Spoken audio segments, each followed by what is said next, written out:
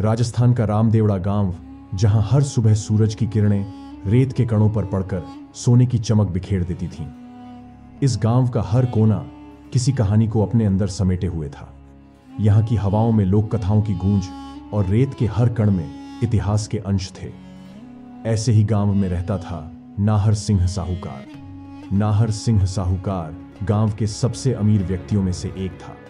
उसके घर की ऊंची ऊंची दीवारें और रंगीन झरोखे उसके धन दौलत की गवाही देते थे।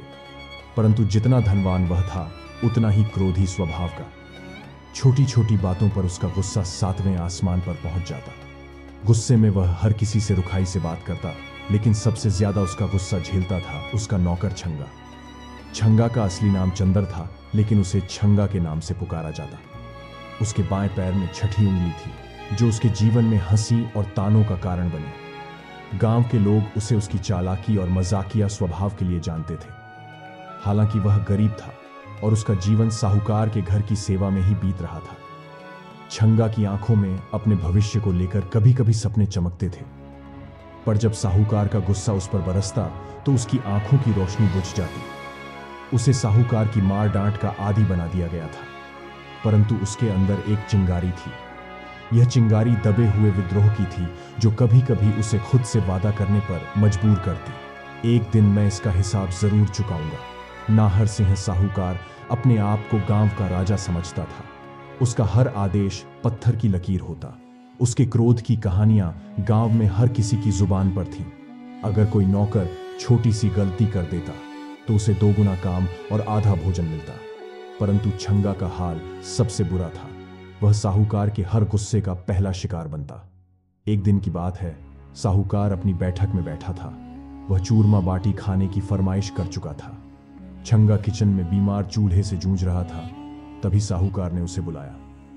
अरे छंगा, घी खत्म हो गया है, बाजार जाकर घी ले आ, लेकिन ध्यान रखना मुझे बढ़िया घी चाहिए। छंगा ने सिर झुकाकर हामी भरी और पैसे लेकर बाजार की ओर चल पड़ा। बाजार पहुंचने के बाद छंगा की नजर एक मदारी के तमाशे पर पड़ी। ढोल नगाड़ों की आवाज और बंदर की कलाबाजियां देखकर वह अपनी जिम्मेदारी भूल गया। वह भीड़ में शामिल हो गया और तमाशा देखने लगा। जब तमाशा खत्म हुआ तो उसे घी की मटकी लेने की याद आई। उसने जल्दबाजी में घी खरीदा और घर लौट आया। साहूकार ने जैसे ही घी की मटकी खोली और उसमें उंगली डाली तो उसका माथा ठनक गया। यह क्या, ऊपर घी और नीचे दही? क्या मैं इतना बेवकूफ दिखता हूं? साहूकार गरजा। छंगा ने घबराते हुए जवाब दिया, मालिक, मैंने कुछ नहीं किया, दुकानदार ने ही दिया है।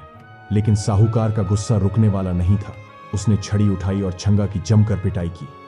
उस रात जब छंगा अपने छोटे से कमरे में दर्द से कराह रहा था तो उसने ठान लिया, अब बहुत हुआ, इस साहूकार को सबक सिखाना ही पड़ेगा। कुछ दिनों बाद साहूकार ने छंगा से कहा, मेरी नई मोजरी में तेल लगाकर रख देना, मुझे आज दावत में जाना है।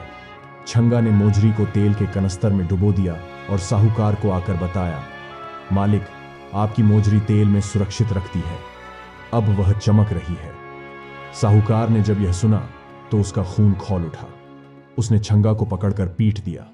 छंगा अब तक साहूकार की हर मार और गुस्से को सहता आ रहा था, लेकिन अब उसका बदला लेने का इरादा और भी पक्का हो गया था। कुछ दिनों बाद साहूकार ने अपनी पत्नी को ससुराल से लाने का फैसला किया। उसने छंगा को कहा, ऊंट तैयार रख, खाने पीने का सामान भी बांध लेना, मैं ससुराल से खाली हाथ लौटना पसंद नहीं करता।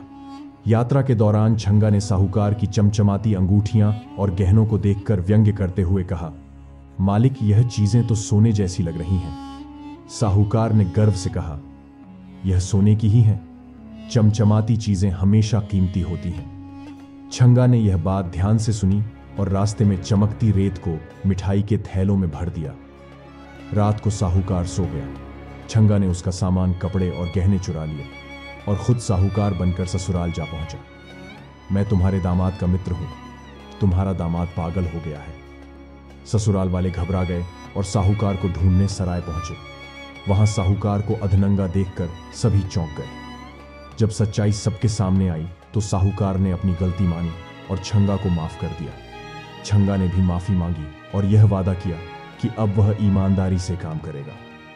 इस घटना के बाद साहूकार ने अपने गुस्से पर काबू रखना सीखा और छंगा ने बदले के बजाय धैर्य का महत्व समझा।